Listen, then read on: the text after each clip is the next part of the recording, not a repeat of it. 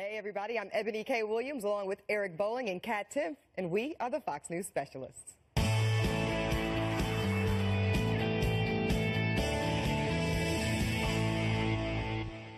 Well, the global stakes don't get much higher than this. President Trump meeting Russian President Vladimir Putin for the first time at today's G20 summit in Hamburg, Germany.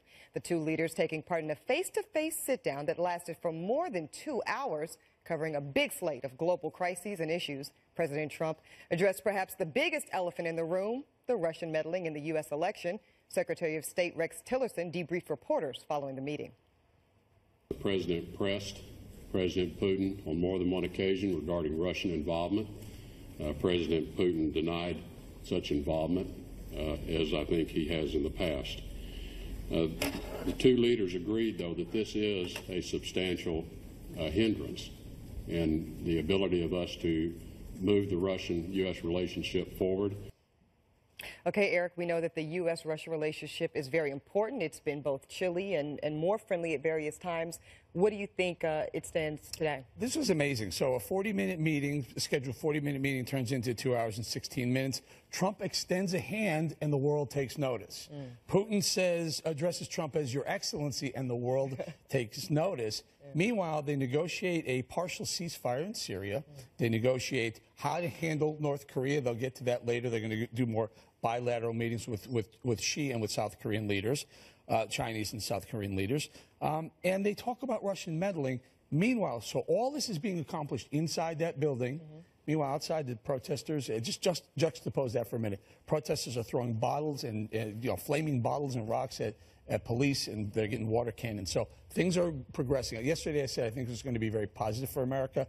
I think today was. Awesome. Now, talked a little bit about what to expect, and Eric points out people are kind of looking at the handshake and the gestures and kind of more the superficial optics of it. Are you surprised by that? No, of course not. I'm not surprised that people are still somehow upset, saying President Trump accepted Putin's denial. What does that mean? Does that mean he moved on? That's probably what that meant. What did they want instead to just have the whole meeting be, no, I didn't, yeah, you did, no, I didn't, yeah, you did, no, I didn't, yeah, you did. There's a time for pettiness, and that's usually in your personal life, and not when it affects the entire world. Couldn't have said it better myself. So with that, we'll meet today's specialist. She's a Bosnian War survivor, a women's empowerment advocate, and a former Trump International Vice President. And she specializes in all things mixed martial arts. Senada Adžem is here. And he's a best-selling author, the founder of Skybridge Capital, and he was recently appointed by the Trump administration to be Chief Strategy Officer of the Export-Import Bank. So obviously he specializes in all things financial. Anthony Scaramucci is here. So Senada, I'll start with you because you've actually worked hands-on with President Trump as his VP, Trump International, and you also know this region better than most. Yes. When you look at the dynamic between Vladimir Putin and President Trump, what do you see? What's your lens tell you? Well, having just come back from Russia, actually, I was in St. Petersburg and Moscow. I was very excited to see what's going to happen today. And I do believe this was a historic meeting. I do believe it went well, based on not just the body language, but also what was negotiated. And I do believe also that what's going to come out afterwards, because we're not privy to all the details of this meeting, we're going to find out that I believe President Trump had his opportunity to shine on the global stage. And this is such an important relationship right now with Putin, because they have an opportunity to solve many serious problems that we're facing. Speaking of relationships, Anthony, you also know the president quite well. And congratulations, by the way, on your new appointment. Thanks, Eb. So when we look at, a lot of people have questions, Anthony, about what this relationship between Putin and Trump was ultimately going to look like. They're face-to-face. What did you predict?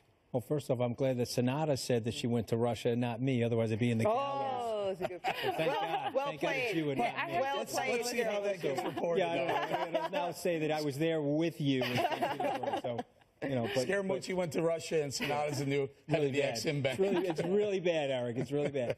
But here's what I would say, and this I think is going to surprise people and shock the detractors of the president, is that he's a lot tougher than they want to position him as. They want to position him as soft on Russia, an apologist for Putin, and all this sort of nonsense. It's actually the very opposite. I think what you'll find is that he's a very tough negotiator. He's a guy that will strengthen sanctions if he feels necessary.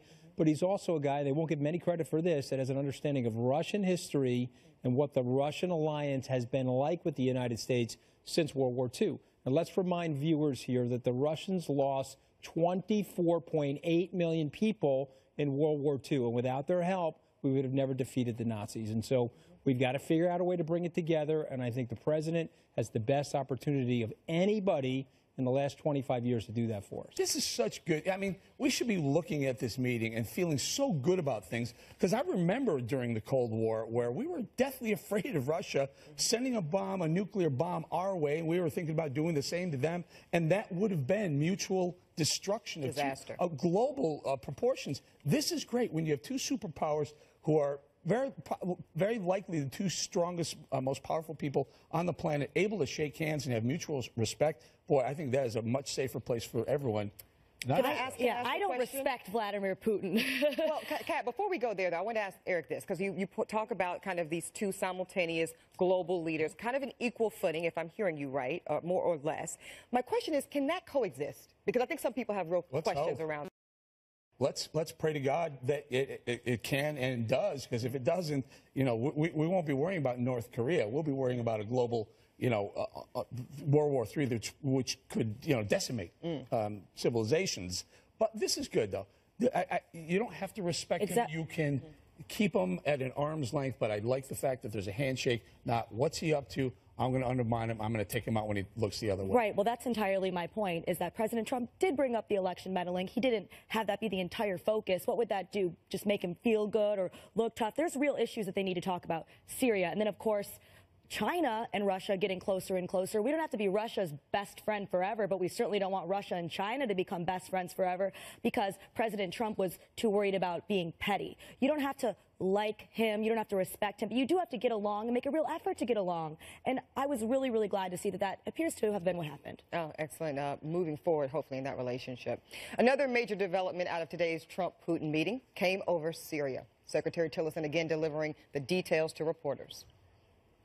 A ceasefire has been entered into, and I think this is our first indication of the U.S. and Russia being able to work together in Syria. And as a result of that, we had a very lengthy discussion regarding other areas in Syria that we can continue to work together on to de-escalate the areas and the violence once we defeat ISIS, and to work together towards a political process that will secure the future of the Syrian people. Okay, Senada, we know that when President Trump sent over those missiles to Syria, that was not well received, obviously, by Putin and Russia, and that was kind of one of those markers of the chilliness of the relationship. So this ceasefire, what do you see from it? So I think it's going to be there, and it's going to continue. Putin respects Trump.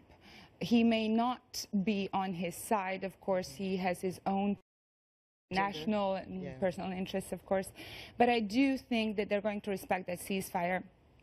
And President Trump intervened in Syria, despite many people suggesting not to do so. But he simply couldn't bear to stand witness to so many children being killed in the most horrific way. And trust me, I've lived through a war. I know what's it like. So when he saw those children being killed, he had to order. What is this ceasefire really? I mean, so Russia is defending Bashar al-Assad in Syria. The U.S. is against Bashar al-Assad in Syria. ISIS is fighting. There's supposedly a civil war going on. What does a civil war really entail? I'm not really understanding the nuts and bolts of what this de-escalation zone and ceasefire is. Well, okay, so it's very important to understand the geology and the tribal nature of what's going on over there, okay? So Assad represents a tribe in Syria that has held power for many thousands of years. It's important to understand that, because he's not going anywhere. He's entrenched. He'll fight to the last person, and there's a blood oath among his people to do that. Against him or the Syrian, Syrian Freedom Forces. For the sake of our audience, are we not going to, if Assad goes ahead and bombs his own, chemically bombs his own people again, have we ceased fire? In other words, we're not going to attack him? No, I think the president has made clear that no more chemical weapons. If you continue to use chemical weapons, then there'll be greater military intervention by the United States. Is that a red line? I think it's a very bright red line. I think he's made that very clear, and my guess is that he'll enforce that red line, unlike what happened in the past. So is this Russia saying they will not defend Bashar al-Assad? No, I think what they're trying to do right now is to see if they can negotiate an impasse and to figure out a way to stop the violence and stop the killing of innocents and obviously causing the refugee problem. But the critical thing for Americans to understand is Assad is not going anywhere. He either has to be taken out, and that means his tribal regime has to be taken out with him, or we're going to have a protracted problem in Syria for decades. Now, Anthony, you brought up history. And on that note, Gorbachev, the former leader of the Soviet Union, is calling President Trump and Vladimir Putin to restore the trust between the U.S. and Russia. They want to create a constructive joint agenda. President Trump's meeting with Putin and his trip to Europe is drawing many historical comparisons to past presidents, a point hit by Laura Ingraham earlier today. I worked in the Reagan administration, and when I was watching it yesterday, it really did take me back. And I say this, like, he's not Reagan. Nobody's Reagan. And I'm not trying to say he is Reagan, but the moment where he said, does the West have the will to survive? Do we have the will to confront the challenges before us? I say we do. It was very optimistic. All right, Kat, so we know he's not Reagan. That part was clear. Yeah, I had no idea. No, breaking news. Close. But what do you think about the historical parallels? They're fine. I think that right now it would be stupid to completely trust Russia, and I don't think that we have to completely trust them to work with them and try to have a relationship that would work out best for us. We are facing issues like North Korea and Syria, especially with, again, China and Russia. If they become best friends forever and we're left out of it, then we're going to have a lot of options off the table for North Korea. So nobody should have a problem with that, except if they're just being petty. I think what that was all about was Gorbachev, if you remember Reagan saying, Mr. Gorbachev, tear down that wall, and that reunited Germany, East and West Berlin in Germany. What I think Laura may be getting at was Donald Trump showed a strong hand with the Russians, and they seemed to respond to that. If you remember leading up to that moment of the wall coming down, we were afraid of them. They were afraid of us. There was a lot of cat and mouse going back and forth. And Reagan just said, you know what? We're done with this. Tear down the wall. We're going to unite Germany. This is also one meeting that just happened, so we're going to have to kind of wait and see how it all plays out. That's true. But to Eric's point, a lot of people wanted that line out of the speech from Reagan, and ultimately he put it in, and, you know, something good came of it. So we'll see. New York City Mayor Bill de Blasio skipping town for Germany, planning to join the G20 protest. Yes, I did say protest. Well, guess what? Eric Bolling is hitting the roof about it. I know we can't believe it when we come back. Won't say protest. All right, time to wake up, America. On Wednesday, Officer Miosotis Familia was assassinated while sitting in her patrol car in Bronx, New York. Officer Familia, her name literally means family, had 3 loving kids. She's being mourned at this very moment. And yesterday, the NYPD swore in the incoming class of 2017, 524 men and women. It's nearly a statistical certainty that some will be killed in the line of duty. For these events, Mayor Bill de Blasio is nowhere to be found. That's because de Blasio is in Germany to deliver a keynote speech to anti-Trump far-left goons rioting at G20 meetings. A disrespectful SOB of a mayor he is. But de Blasio is no stranger to disrespecting law enforcement. Recall in 2014 when officers Wenjin Liu and Rafael Ramos were assassinated in patrol cars just days after de Blasio's public display of disrespect for cops. Remember, de Blasio warning his biracial son to be wary of New York cops. Now recall the response from the NYPD, a sentiment shared by millions of us Americans. Turning their back on the mayor. New York is crumbling. Crime is shaking the city. Homeless people are urinating in the streets. And de Blasio, you decided it was a good idea to front the far-left goons. Stop flattering yourself, Bill. You're not a social justice warrior. You're not a progressive for the people. You're a despicable, self-dealing clown who traveled to Germany to feed your need for cameras and microphones. I pray your liberal pals recognize the hole in your soul and never vote for you for anything other than lamest human being on the planet. For that, you'd win by a New York mile. And do us all a favor and listen to the New York Post, which speaks for millions of Americans. And don't come back, de Blasio. Don't come back. Ebony, too hard on him? You're not voting for de Blasio for re-election? Yeah, I think I'll Just kidding. No, you know what? This is poorly played by the mayor, by any measure. To me, it's horrible and more egregious than last week. We all know here in New York City, a mess with our transit systems, derailments every other day, drives right past them like it's not even happening, goes to the gym in Park Slope instead. I'm really not certain what he thinks his role is other than to lead the city of New York and be there to raise morale. We know that a class of cadets graduated today.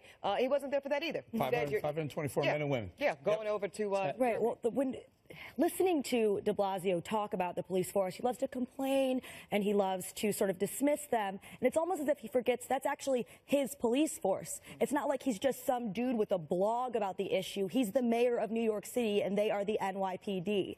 This is not a way that any manager anything should behave. Could you imagine, I mean, not working with them, not being there when there's a tragedy that takes place?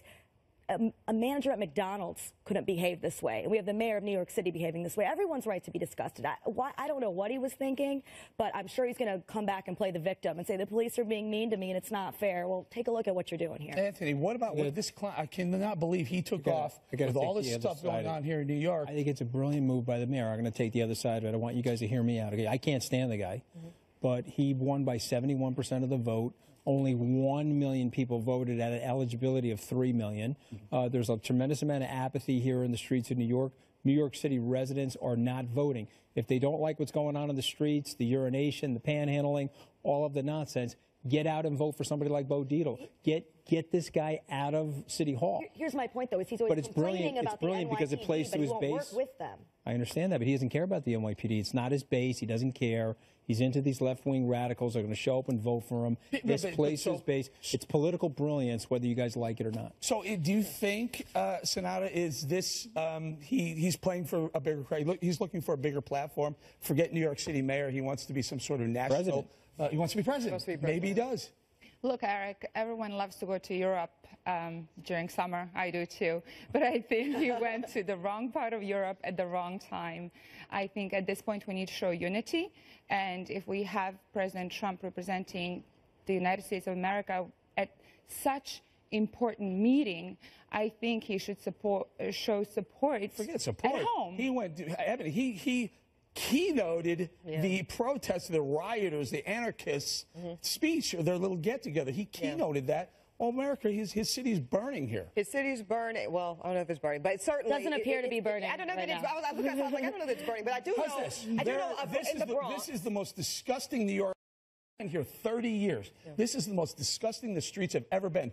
Anthony, people are urinating in the streets. There's homeless population. But beyond that, can I make this point, Eric? Can I make the point that there is a law enforcement officer, as you point out in your monologue, in the Bronx, shot and killed, basically assassinated. Doesn't care. And that's the part that I find completely disheartening. I think it's totally despicable, but it is, as a politician, he's politically brilliant because all he cares about is galvanizing his base and getting those people to turn out in September, November. Again, if you don't like it, let's cause a movement, and let's get people that really hate what's going on in the city to vote him out of office. Yeah, but Kat, even liberals can't like the fact that the trains are delayed for hours, the snow removal's horrible. They can't love the way. Why would they vote We pay this guy so into many higher taxes, office? and there's so much garbage on the street all the time. It doesn't really make sense. No, the thing that bothers me the most about this is we know that in the future he'll be complaining about the NYPD giving him problems, or they don't like me, this and that. You're not the victim. If you're not there for them the way that you're supposed to be, then what do you expect? But Scaramucci makes a good point, because I talked to Curtis Lee, our friend, about this bowling, and I say he's got to be vulnerable, right? I mean, this has got to be an opportunity where he can. So he was like, no, the apathy is so strong, the voter turnout is always so low that likely he'll be reelected. Hey, we had Mayor Rudy Giuliani, a Republican. We had a mayor in Bloomberg who was an independent/Republican. Just remember, the worst time prior to this was '93. Giuliani lost in '89 against Dinkins. He challenged Dinkins in '93. He only won by 2% of the vote, and it was a complete annihilation of the city going on, similar to what's going on today. It's very, very tough to win here if you're not a Democrat. This guy is a disaster. He deserves to be out of office. What about a challenger from within the Democratic Party? Yeah, how about that? We'll take anything at this point. Yeah, I mean, what about that? Bo Dietl. We're going to leave it right there. Up next, Republican senators facing increasingly unsafe health care protests as Mitch McConnell voices new doubts about getting a bill. We're coming right back.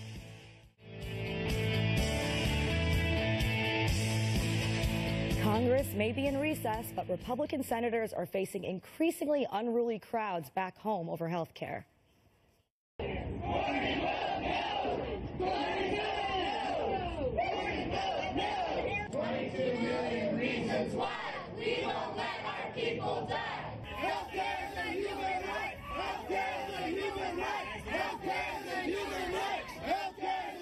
Seven protesters were arrested yesterday at the office of Senator John Cornyn in Texas. Also yesterday in Phoenix and Tucson, 5 protesters were arrested. The Arizona offices of Senator Jeff Flake. All this as Senate Majority Leader Mitch McConnell is hinting at the potential failure of a Republican health care bill during the remarks in Kentucky, saying, quote, "If my side is unable to agree on an adequate replacement, then some kind of action with regard to the private health insurance market must occur. No action is not an alternative. We've got the insurance markets imploding all over the country, including this state." 7 years, and this is what we've got, guys. This is a mess. I couldn't even imagine more of a mess if I tried. No. Agree. Unacceptable. Agree. So what's going to happen, You know Eric? what those protests look like? The same thing that the Tea Party. The Tea Party, the right, did to Democrats in 2009. And look what we got. Honestly, I'm a big fan of Donald Trump and the administration, but I think taking Paul Ryan's word that they had a bill that A, the American people liked, and B, they could get through Congress was his mistake. He should have just waited and seen until it was right. Took Obama a long time to get health care right. We have time for Trump care. I think that's true. Technically, Eric, I think politically speaking, the time is an issue, right? I think when you come out the gate, first 6 months of the administration, with this as your kind of marquee legislative effort, and there's been failure after failure after failure, House and Senate, politically, it just isn't good. Right. Unless you win with taxes. Yeah, that's what I think he should have gone with taxes first. That's a first. funny way of healing a wound of not winning with health care. Money, money, money. Absolutely. Yeah. Who doesn't want that? I think there would be people on both sides of the aisle even excited to see some tax Does it bother anyone else that they have all this vacation that they get to take when they have this disaster just sitting there waiting to be tackled? I think it bothers a lot of people in the White House. They would prefer them not to take the reset cat or maybe take 2 weeks as opposed to 6 weeks. But to Eric's point, it took 22 months to get Obamacare from zero into legislation that was enacted. It's very, very difficult to do these things. It's taken 60 years of failed attempts by prior presidents to get the health care thing right. It's so wrong right now, but it will never be right in the United States. And I really believe this until we break the duopoly between the insurance carriers and the patient care, which includes the physicians in the hospitals. Until that duopoly is broken and we can start a technological S-curve like we have in other industries, you'll have spiraling costs. And it was Reagan that deregulated telecom, and it was Jimmy Carter that deregulated airlines, and both ended up with magnificent results. It's time to deregulate health care as well as fix the health care system. And our president, President Trump, is capable of doing that, but needs to get a team in place to explain that. I completely agree. I would like to see something that involves the cloud, that is more patient-focused rather than insurance company-focused or government-focused. What do you think should be done? My opinion is that they have to step back first. When they're trying to rush things through, particularly during summer when everyone's take vacation, it's just not going to work. And I think we have to focus on the big picture. The fact of the matter is that the system doesn't work. And what's it going to take to fix it? So going back and looking at what's really important to people and how to address so many of these people's concerns who are protesting so that we can find something that's not mean, quote unquote, that actually can help people and that can save lives. Because when you see human faces behind these numbers, then you forget that we can just get over this. We're talking about real lives. But Anthony, I mean, obviously you're right? So you're talking about extracting the middleman, so to speak, from this process and putting him. What is the incentive, though, because this is the frustration for these insurance companies to get out of this and stop dipping their hands in the pot so that the American people can get the health care they need? It goes back to Eric's best-selling book, The Swamp. Okay, and so what happens in Eric's best-selling book, The Swamp, is that the creatures take control of the situation and they force the lobbying on the Congress and they freeze them from doing what is the right thing to do for the American people. But that is really what the issue is here, though, is the lobbyists. Lobbyists have their well, first their bank accounts, but their claws into lawmakers on both sides of the aisle who want to keep the system in place so they can continue that money gravy train going back. Right. Well, now we're using health care and health insurance interchangeably when they're not the same thing. No tort reform, lack of insurance competition, extra regulation on primary Why care. not, which is though? totally Status quo, unnecessary. True, status but why quo, not? status quo. Here, 64,000. Why not? Why did they put a bill together that didn't address those things when we Because they're afraid of complained about it political for 7 consequences. years? They're afraid of course. political consequences. Not Everyone political. in the country, No, a lot of people, financial, and financial. political as well. I believe that's a huge part of it because people in this country, a lot of them, even so-called Republicans, so-called conservatives, have this idea that if something is going to be done, the government has to do it. That if there's not this government health insurance, then everyone's going to be sick and die, which it just isn't the case. And there's only a couple of people who are really pushing back against that. I think it's their in Congress bank right accounts, now. Kat. I think they're looking at these lobby contributions I'm not denying to that their that's bank a accounts. huge part of it. Of course, it's a huge part. It always is, unfortunately. All right, Loretta Lynch dealing with fresh scrutiny over her role in the Hillary Clinton email probe. And now she's firing back at the new allegations. Don't go away. This is my fight song. Take back my life song. Prove I'm alright.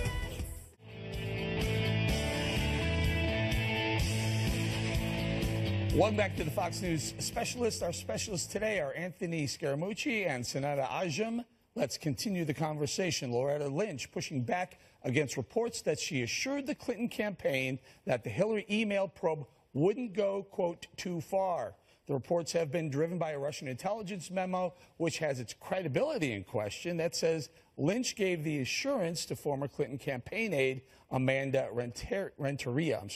The Senate Judiciary Committee is investigating that claim, and late yesterday, Lynch's lawyer sent a letter to the committee denying the allegations. Ebony, can you break this down? There's a lot of going back and forth. It is. And What's look, Loretta Lynch claiming? so she's claiming that she didn't put any assurances to kind of limit the scope of the Clinton investigation. I think if it was just this stuff, Eric, that we're seeing, kind of maybe some suspect credibility amongst these leaked memos, maybe she'd be okay. But Jim Comey's still a problem for Loretta Lynch, because who could forget that compelling testimony that we all sat and waited for, where he basically said Loretta Lynch gave him Clinton campaign words around how to deal with the investigation. Don't call it an investigation. Don't call it an investigation. This Call it a isn't matter. even the worst of it to me, because saying, oh, it shouldn't go too far, that would be bad, don't get me wrong. But for her to tell Comey, call it a matter, not investigation, that's her using her position to make sure, or try to make sure, that it doesn't go too far. I mean, that's very serious. Anthony, if you're Loretta Lynch, the seated Attorney General, and you see someone's husband that is clearly under investigation boarding your airplane, don't you tell him to don't get on my airplane? Don't get on the airplane. He then says he was playing golf somewhere. No one can find him anywhere in any of the golf courses. One of the most famous people in the world, can't find him playing golf. But there's something in here that the president has to use in his defense. The Comey, Mr. Comey, he didn't understand what was going on with Loretta Lynch's story. He took memos. He had false interpretation there. And I think there's a little bit of false interpretation in terms of his messaging and communication with the president. And so in a bipartisan way, James Comey got a misinterpretation of two different parties' people and their analysis. And I think Jay Sekulow and those guys need to start using that as one of the devices in their defense of the president as it relates to the Mueller special investigation. Senada, in order to believe Loretta Lynch, you'd have to have a lot of things line up. And it just, for some reason, when it doesn't seem like they can all be true at the same time. Eric, I mean, we're relying on this information based on Russian intelligence. They're probably correct, but at the same time, I feel like the sources are not fully disclosed. We don't know exactly how this came about. I do agree that she's in a tough spot, and I do agree with Kat that I think more things will come out. But as far as I'm concerned, I'm like kind of bored talking about the email probe, because once the elections were over and President Trump became president. Isn't this the only obstruction of justice that we can possibly find in the last year and a half? I'm not going to step on that. But I'll give you this instead. Loretta Lynch, I remember being on another program on the network, literally live when she got on the tarmac with Bill Clinton, or he got on the plane rather. And I said then that her credibility is now in question. I then said it can be rehabilitated, because that's something that can happen. You know, credibility can be rebuilt over time. The problem, Eric, is that all that's happened since that meeting with Bill Clinton on the plane is it's gone further and further and further down, and the it being Loretta Lynch's credibility. What in the world else could Loretta Lynch be alluding to when she tells James Comey, her FBI director who works for her, to don't call it an investigation?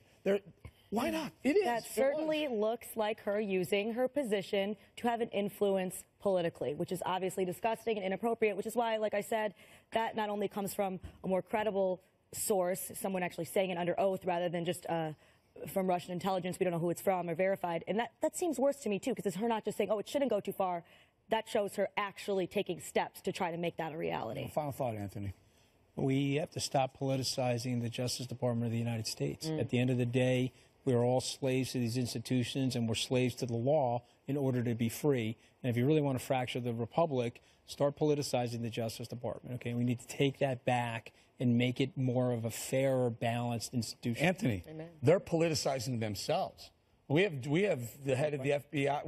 We have department heads, agency heads who are putting themselves on TV outings, calling the New York Times and whatnot. I mean, it's not us politicizing them. These people who are No, I don't mean. I'm talking about our society. I don't mean us here at the Specialists. Our society has to stop politicizing. The people that are working in these departments have to stop politicizing it. If you read through the Federalist Papers, one of the biggest things that they were concerned about when they formed the Republic is in order to maintain the Republic, you have to be subordinate to the institutions and to the framework of the Constitution. And what's happening now is people are subverting that for political gain. We've got to be very careful. We're going to leave it right there. A former Guantanamo Bay detainee who killed a U.S. soldier is now being given millions of dollars from the Canadian government. How in the world is this possible? Ebony's docket is all over it next. I'm sorry for the pain it might cause the families of the victims, and there's nothing I can do about the past, but I hope that the future I can do something about the future. So Omar Khadir's plea to move on from the past taps into one of our great American values, second chances. Sounds reasonable enough, right? But what if I told you that he's asking to move on from being a vicious murderer? In 2002, at 15 years old, Khadir, a Canadian citizen, took part in a firefight in Afghanistan against the U.S. forces. During that battle, Khadir killed a U.S. Army soldier, Sergeant First Class Christopher Spear. Now, subsequently, Khadir pleaded guilty and was sentenced to an 8-year prison sentence in military prison. But here's where things get complicated. The Supreme Court of Canada later ruled that Canadian intelligence officials got the evidence from Khadir under oppressive circumstances, such as sleep deprivation during interrogations at Guantanamo Bay, and that they then shared that evidence with U.S. officials. So basically, the court decided that the plea was tainted by coercion. And on that basis, Khadir has appealed his conviction, and that appeal is currently still outstanding. Now, typically when officials commit wrongdoing, they're required to make the person that they wronged whole. They do that with money. Now, in this case, Canada has agreed to pay Khadir $8 million for his pain and suffering. Now, I get that Canadian officials wronged him, but this just doesn't sit well with me. Two things happened here that we know of. We know the Canadian officials were wrong in their actions, and we still don't know whether or not Khadir is actually guilty of murder, but we know that he absolutely could be. And for me, until we resolve that on appeal, handing over $8 million today, well, that just doesn't seem like justice. Eric? Why in the hell does he have any rights at all? Why, listen, you want to do that? Canada, knock yourself out. Keep that SOB in Canada. Here's the issue. Enhanced interrogation techniques that we used in Guantanamo Bay. 3 times it was waterboarding. It stopped. Sleep deprivation is now an enhanced interrogation technique that's illegal. You can't keep someone away.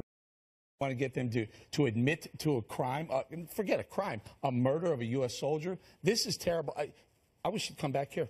I wish he'd just come back here. And you want to try him again, because I understand he did what he's being accused of. It's just the technique of getting him to admit to it that they have a problem with. Well, okay, a little bit more complicated than that, Eric. He's saying that he didn't do it. That's what he's saying. And he's saying that the only reason he agreed to plead guilty to it is because he was coerced. It was the sleep He was very deprivation. sleepy. He's just sleepy. Yeah. I've been pretty tired, but I've never said I killed somebody exactly when right. I was tired. Again, sleep deprivation, how? I don't know what that looks like. I'm not familiar with it. Like, were they actually forcing him awake? Can you really do that? Because there's been times where nothing can keep me awake. If I'm tired enough, I can sleep anywhere. I want to stop. I want to full stop, because here's the thing. I think this guy's disgusting. Certainly he did what he did. But for forced confessions are a real problem in this country, right? Obviously. You know, Central Park 5. So yes, people can be made to stay up. They're questioned for 24, 26 hours at a time. And that's not what we do here in America. So to your point, Eric, if Canada wants he to doesn't have do rights. that. He's not an American citizen. He's not an American citizen. But, Right, but so this isn't us doing that, right? This is evidence Canada. rules and This is Canada. interrogation rules. I know, but I'm talking Yeah. about in Guantanamo. Yeah. We didn't have any rights. The criminal procedure laws, whether we like them or not, are written for the protection of innocence. If you live in a free and fair society like the United States or Canada tries to be, you have to ask yourself the rhetorical question, in order to protect innocence, would you let a killer go? Would you let a robber go in order to make sure that innocent people don't get caught in the net of injustice? That's the question that you ask yourself when you're examining this or any of these other cases. No. The difference here being he's not an American citizen. He But doesn't this isn't have. Canada. But I'm saying that Canada is applying the same I'm saying, procedural but prism. the activity that happened at Guantanamo Bay does not apply.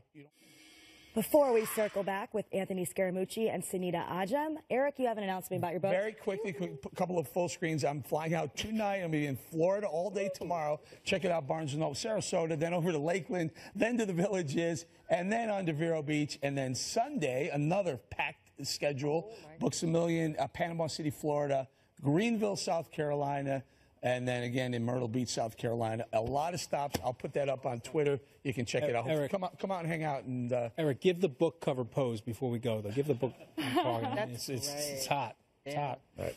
Selling books. All right, absolutely. I want to ask you a question, though. Are you a little upset that you weren't invited to the meeting today since you and Putin are so close? That's what I've heard.